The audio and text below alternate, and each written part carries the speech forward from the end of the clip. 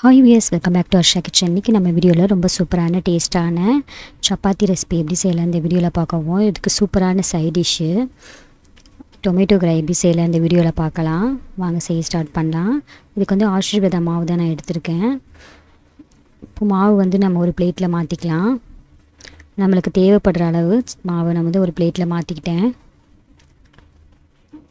இப்போ இது கூட கொஞ்சமாக நம்ம சால்ட் ஆட் பண்ணிக்கலாம். சால்ட்டை ஆட் பண்ணதுக்கப்புறம் நல்லா இந்த மாதிரி மிக்ஸ் பண்ணி எடுத்துக்கலாம். இது கூட வந்து ஒரு 2-3 ஸ்பூன் அளவு ஆயில் சேர்த்துக்கலாம். ஆயில் சேர்த்ததுக்கப்புறம் நல்லா இந்த மாதிரி நம்ம மிக்ஸ் பண்ணி எடுத்துக்கலாம். இது கூட கொஞ்சம் கொஞ்சமாக நம்ம வந்து வாட்டர் சேர்த்துட்டு நல்லா நம்ம சப்பாத்தி மாவு பார்த்துக்கு நல்லா மிக்ஸ் பண்ணி எடுத்துக்கலாம். நார்மலாக செய்கிறது சப்பாத்தி மாதிரி தான் இருக்கும். இதே நல்லா மிக்ஸ் பண்ணி எடுத்துகிட்டு இது கூட ஒரு 2 ஸ்பூன் அளவு நம்ம ஆயில் சேர்த்துட்டு நல்லா மிக்ஸ் பண்ணிவிட்டு கொஞ்சம் நேரம் மூடி போட்டு நம்ம இதை வந்து வச்சிடலாம். இப்போ பார்த்துங்க, ஓப்பன்னா நல்லா சாஃப்டாக சப்பாத்தி நம்ம நல்லா ஊறி இருக்குது சப்பாத்தி. இதை வந்து நல்லா இப்போ வந்து நம்ம கைட்டு நம்ம இந்த மாதிரி நல்லா மிக்ஸ் பண்ணி எடுத்துக்கலாம். இதை வந்து சின்ன சின்ன உருண்டைகளாக நம்ம வந்து தட்டி எடுத்துக்கலாம். இங்கே ஓரளவு நம்ம செய்கிற அளவு சப்பாத்தியை இந்த மாதிரி உருண்டைகளாக நம்ம தட்டி எடுத்துக்கலாம்.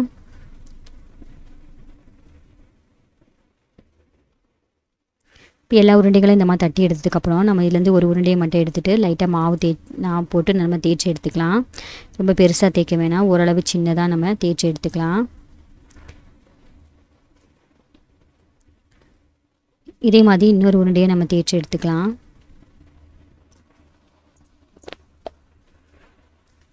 இந்த மாதிரி தேய்ச்சி எடுத்ததுக்கப்புறம் ரெண்டும் ஒரே சைஸில் இருக்கிற மாதிரி நம்ம தேய்ச்சி எடுத்துக்கலாம்.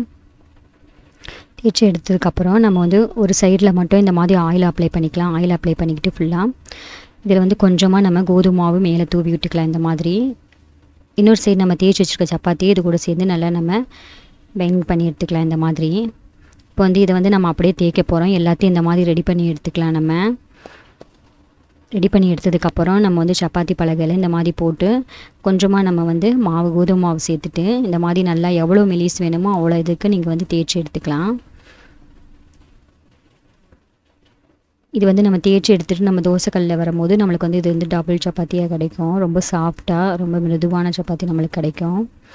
இப்போது எல்லாத்தையும் இந்த மாதிரி தேய்ச்சி எடுத்ததுக்கப்புறம் நம்ம வந்து கொஞ்சமாக தோசைக்கல்லில் 2 ஸ்பூன் அளவு ஆயில் சேர்த்துட்டு நம்ம ரெடி பண்ணி வச்சுருக்க சப்பாத்தியை நம்ம தோசைக்கல்லில் போட்டுக்கலாம். ஒரு சைடு லைட்டாக நம்ம இந்த மாதிரி உப்பிட்டு வரவும் நம்ம அரை சைடு நம்ம திருப்பி போட்டுக்கலாம்.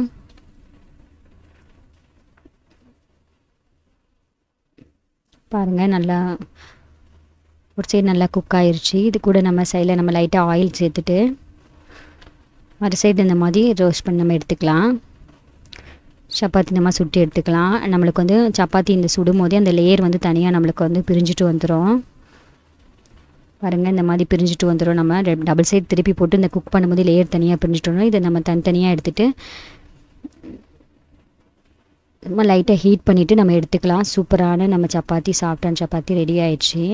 இது வந்து ரொம்ப லேஸாக நம்மளுக்கு வந்து தகடு மாதிரி இருக்கும். இந்த சப்பாத்தி சாப்பிட்றதுக்கும் ரொம்ப நல்லாயிருக்கும். இதே மாதிரி எல்லா சப்பாத்தியும் நம்ம வந்து சுட்டு எடுத்துக்கலாம். இப்போ பாருங்கள், சூப்பராக நம்ம மிருதுவான சாஃப்டான சப்பாத்தி நம்மளுக்கு கிடச்சிச்சு. இது வந்து உங்களுக்கு வந்து ரொம்ப லேஸாக இருக்கனால குழந்தைங்களும் நல்லா விரும்பி சாப்பிடுவாங்க. இந்த மாதிரி நீங்கள் ட்ரை பண்ணி பாருங்கள் வீட்டில். இப்போ நம்ம டொமேட்டோ கறி எப்படி செய்யலாம் இந்த வீடியோவில் பார்க்க போகிறோம். அதுக்கு ஒரு பேனில் நம்ம 2 ஸ்பூன் அளவு ஆயில் சேர்த்துக்கலாம். ஆயில் நல்லா ஹீட் ஆனது கொஞ்சமாக நம்ம கடுகு உளுந்து ஆட் பண்ணிக்கலாம். இது கூட கறிவேப்பிலை ஆட் பண்ணிக்கலாம். இது கூட வெங்காயமும் 2 பச்சை மிளகாவும் நம்ம ஆட் பண்ணிக்கலாம். இது எல்லாத்தையும் நல்லா ஒன்றா சேர்த்து நம்ம வதக்கிக்கலாம். கொஞ்சமாக சால்ட்டு சேர்த்து இது எல்லாத்தையும் நம்ம வதக்கிக்கலாம். இப்போ வெங்காயம் வந்து நல்லா ஒரு ஸ்டேஜில் வதங்கினதோ கொஞ்சமாக இடித்து வச்சுருக்க பூண்டு நம்ம ஆட் பண்ணிக்கலாம். ஆட் பண்ணிவிட்டு நல்லா இப்போ வதக்கிக்கலாம். இப்போ வெங்காயம் நல்லா வதங்கிடுச்சு. இதில் 1 ஸ்பூன் அளவு நம்ம சில்லி பவுடர் ஆட் பண்ணிக்கலாம். 1 ஸ்பூன் அளவு மஞ்சள் தூள் ஆட் பண்ணிக்கலாம். 2 ஸ்பூன் அளவு நம்ம ஹோம்மேட் மசாலா தூள் ஆட் பண்ணிக்கலாம். மசாலாலாம் நல்லா மிக்ஸ் ஆகி வெங்காயம் நல்லா முருகலாக ஆனதும் நம்ம எடுத்து வச்சுருக்க தக்காளி நம்ம ஆட் பண்ணிக்கலாம். நான் ஒரு 4 தக்காளி எடுத்து வச்சுருக்கேன். அது மாதிரி சின்ன சைஸில் கட் பண்ணிவிட்டு ஆட் பண்ணிக்கிறேன். இப்போ இது எல்லாமே நல்லா வதங்கவும் நம்ம வந்து இதை ஒரு மூடி போட்டு நல்லா குக் பண்ணி எடுத்துக்கலாம். தக்காளியில் இருக்க தண்ணிலாம் கொஞ்சம் வெளியே வந்து இந்த மாதிரி கிரேவி வந்து கொஞ்சம் திக்காக இருக்கும். பாருங்கள், தக்காளி வந்து இந்த மாதிரி நம்ம கரண்டிட்டு மசிச்சு விட்டுக்கலாம். நல்லா இது கூட நம்ம லைட்டாக ஆயில் வாட்டர் சேர்த்துட்டு நம்ம இதை ஒரு மூடி போட்டு மூடி வச்சிடலாம்.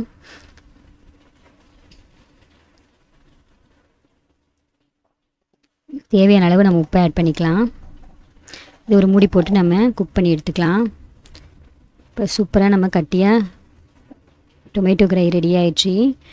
தக்காளி தொக்கு ரெடி ஆயிடுச்சு. சூப்பராக சப்பாத்திக்கு சாப்பிட்டிங்கன்னா ரொம்ப டேஸ்ட்டாக இருக்கும். இதுக்கு வந்து தோசைக்கு, சப்பாத்திக்கு, இட்லிக்கெலாம் ரொம்ப சாதத்துக்கும் ரொம்ப டேஸ்ட்டாக இருக்கும். இது கடைசியாக கருவேப்பிலை தூவி நம்ம அடுப்புலேருந்து இறக்கலாம். சூப்பரான நம்ம சாஃப்டான சப்பாத்தி ரெடி ஆயிடுச்சு. நீங்கள் டிஃபன் பாக்ஸில் வச்சு விடும்போது குழந்தைங்களுக்கும் இந்த மாதிரி சப்பாத்தி சுட்டிங்கன்னா ரொம்ப விரும்பி சாப்பிடுவாங்க. இப்போ சூப்பரான நம்ம தக்காளி தொக்கு ரெடி ஆயிடுச்சு. இது வந்து சப்பாத்திக்கு மட்டும் இல்லை, சாதத்துக்கு எல்லாத்துக்கும் ரொம்ப டேஸ்ட்டாக இருக்கும்.